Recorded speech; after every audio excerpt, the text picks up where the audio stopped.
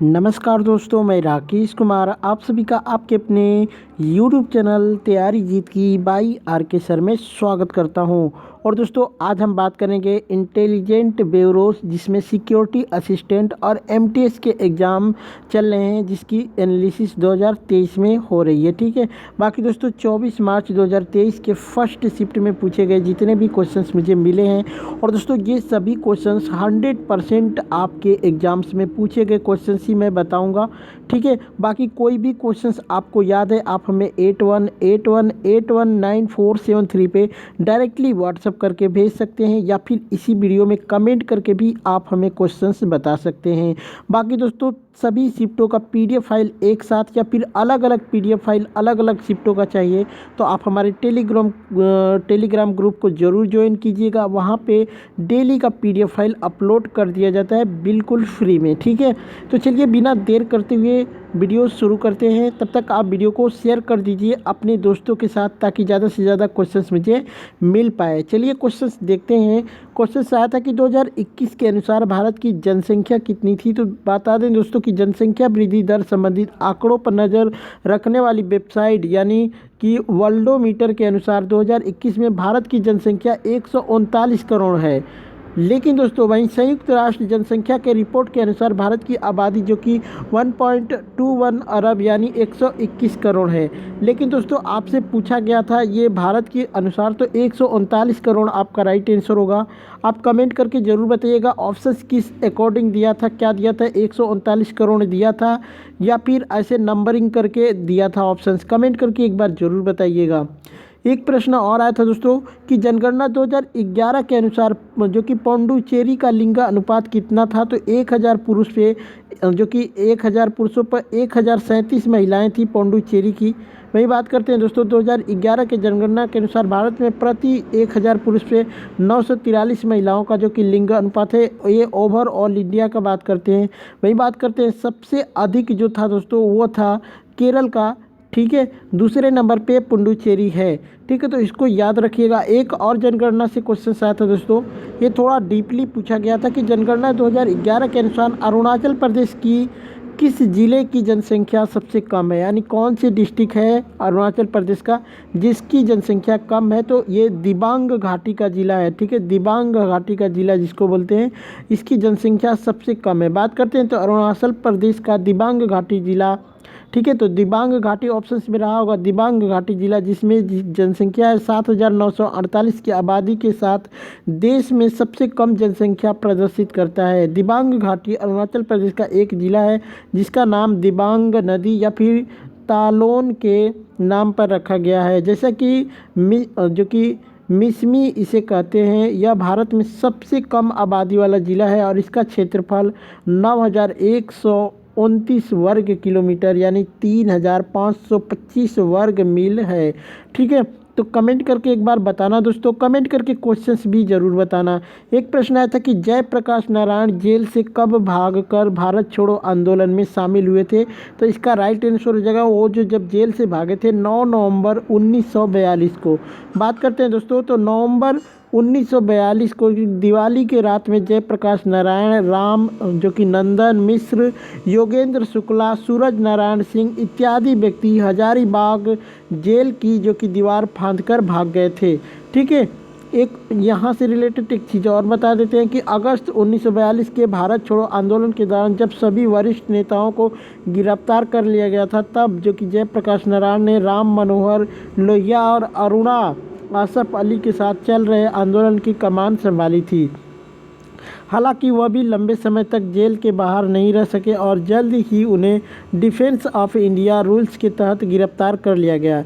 एक निवारक जो कि निरोध कानून जिसके लिए मुकदमे की आवश्यकता नहीं थी, उन्हें जो कि हजारीबाग सेंट्रल जेल में रखा गया था। वही बात करते हैं दोस्तों, तो जयप्रकाश नारायण अपने साथियों के साथ जेल से भागने की योजना बनाने लगा। उनका मौका जल्द ही नवंबर 1942 में दिवाली के दिन आया, जब त्यौहार के कारण जो कि बड़ी संख्या में गार्ड छुट्टी पर थे। यह एक साहसी पहलवान था जिसने जयप्रकाश नारायण को एक लोक नायक बना दिया था। जयप्रकाश नारायण ने नेपाल में एक जो कि आज़ाद दस्ता यानी स्वतंत्र ब्रिगेड का आयोजन किया था वह इंदिरा गांधी के खिलाफ संपूर्ण क्रांति आंदोलन के मुख्य नेता हैं। 5 जून 1974 को जयप्रकाश नारायण ने इंदिरा गांधी के खिलाफ संपूर्ण क्रांति का नारा दिया था। जयप्रकाश नारायण को मरणोपरांत 1999 में भारत रत्न से सम्मानित किया गया था।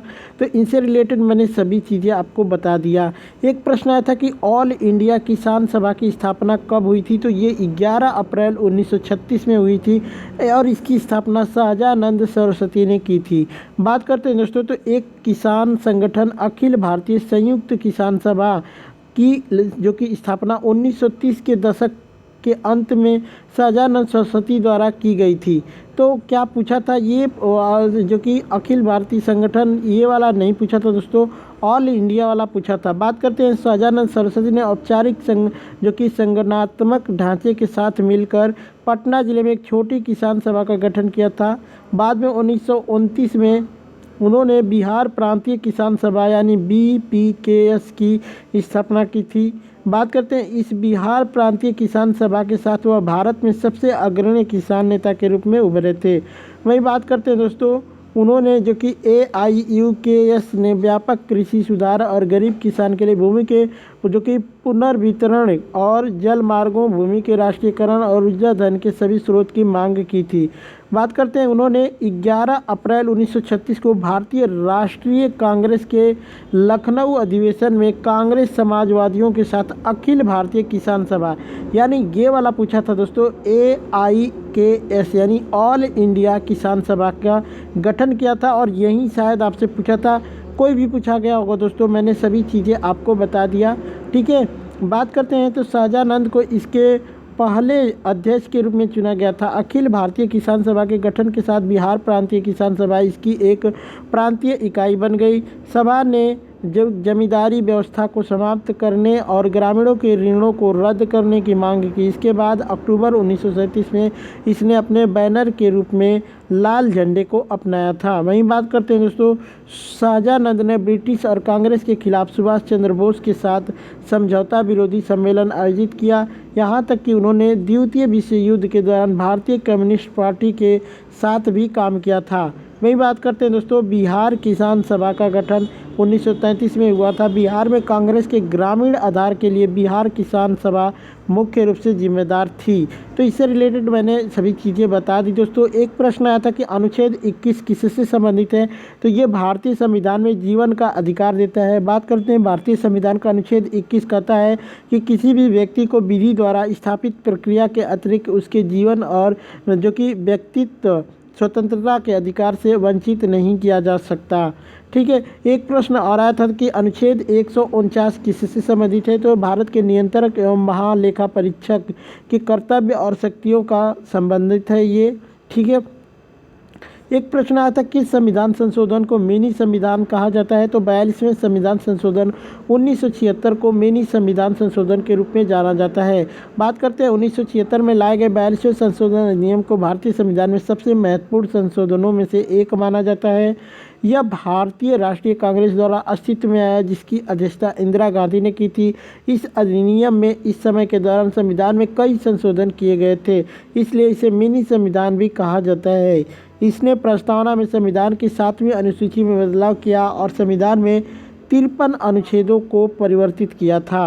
वही बात करते हैं 42वां संवैधानिक संशोधन अधिनियम 1976 के बारे में, तो यह प्रावधान किया गया कि निर्देशक सिद्धांतों के कार्यान्वयन के लिए बने कानूनों को कुछ मौलिक अधिकारों के उल्लंघन के आधार पर अदालतों द्वारा अमान्य घोषित नहीं किया जा सकता है। ठीक है, एक प्रश्न आया था दोस्तों कि सुप्रीम कोर्ट में किस भाषा का प्रयोग किया जाता है, या फिर सुप्रीम कोर्ट का जो कि कार्यवाही भाषा है वो कौन सी होती है, तो ये हो जाएगा अंग्रेजी या फिर इंग्लिश कह सकते हैं। एक प्रश्न आया था कि निम्न में से सबसे दुर्लभ अम्ल कौन सा है, तो HF यानी हाइड्रोफ्लोरिक अम्ल आपका राइट आंसर हो जाएगा। बात करते हैं दोस्तों, तो कांच पर लिखने के लिए हाइड्रोफ्लोरिक अम्ल का उपयोग किया जाता है। हाइड्रोफ्लोरिक अम्ल का रासायनिक सूत्र HF है। इसका उपयोग घरों के जंग हटाने के रूप में भी किया जाता है। HF सबसे मजबूत अकार्बनिक अम्ल में से एक है, जिसका उपयोग मुख्य रूप से औद्योगिक उद्देश्यों के लिए किया जाता है। एक प्रश्न आया था दोस्तों कि कैडमियम रक्तचाप रोग से कौन सा अंग प्रभावित होता है। तो ऑप्शंस कमेंट करके बताइएगा। सबसे अधिक इससे गुर्दे क्षति होते हैं, जो कि रक्तचाप से गुर्दे की क्षति, जो कि संकीर्ण विकार को बढ़ाकर मानव शरीर को प्रभावित करता है, लेकिन ज़्यादातर गंभीर गुर्दे की क्षति और जो कि ऑस्टियोमैलेशिया के परिणाम स्वरूप होते हैं। तो आप ऑप्शंस कमेंट करके एक बार बता देना। एक प्रश्न और आया था दोस्तों कि खेलो इंडिया यूथ गेम्स 2021 का आयोजन कहाँ पे हुआ था। तो ये हरियाणा के पंचकुला में इसका आयोजन हुआ था दोस्तों। बात करते हैं दोस्तों, तो ये 2021 में इसको कोरोना के कारण रद्द कर दिया गया था। इसका आयोजन 2022 में हुआ था। ये चौथा संस्करण था दोस्तों। इसका प्रथम संस्करण 2018 में आयोजित किया गया था। ठीक है, इसका प्रथम संस्करण 2018 में आयोजित किया गया था। बात करते हैं दोस्तों, तो खेलो इंडिया यूथ गेम्स का जो 2022 का जो आयोजन था, उसका आयोजन 2023 में हुआ। उसमें मेज़बान शहर 8 थी, जो कि मध्य प्रदेश में इसकी स्थापना हुई थी। इसमें जो कि मध्य प्रदेश में इसका आयोजन हुआ 8 शहरों में, जिसमें कि भोपाल, इंदौर, जबलपुर, ग्वालियर, उज्जैन, महेश्वर, मंडला, बालाघाट। भारत के 36 राज्यों और केंद्र शासित प्रदेशों के 5000 से अधिक एथलीटों ने खेलो इंडिया यूथ गेम्स 2022 कह लो या फिर इसको 2023 कह लो, लेकिन ये 5वां संस्करण था। लेकिन आपसे पूछा गया था कि 2021 का पूछा था या फिर 2022 का, एक बार कमेंट करके बता देना दोस्तों। वैसे 2021 का ही पूछा गया होगा, जिसका आयोजन 2022 में हुआ। ये हरियाणा के पंचकुला में हुआ था, तो पंचकुला आपका राइट आंसर हो जाएगा। तो दोस्तों इतने ही सारे प्रश्न मुझे मिले हैं दोस्तों, ज़्यादा प्रश्न मैं नहीं बताऊंगा फालतू का। बाकी जो भी क्वेश्चन आप लोगों को याद है, एक बार कमेंट करके ज़रूर बता देना। मैं सभी ऑल शिफ्ट का वीडियो लेके आऊँगा, उसमें सभी क्वेश्चन इंक्लूड कर दूँगा। ठीक है, बाकी चलते हैं, मिलते हैं नेक्स्ट वीडियो में। तब तक के लिए जय हिंद, जय भारत।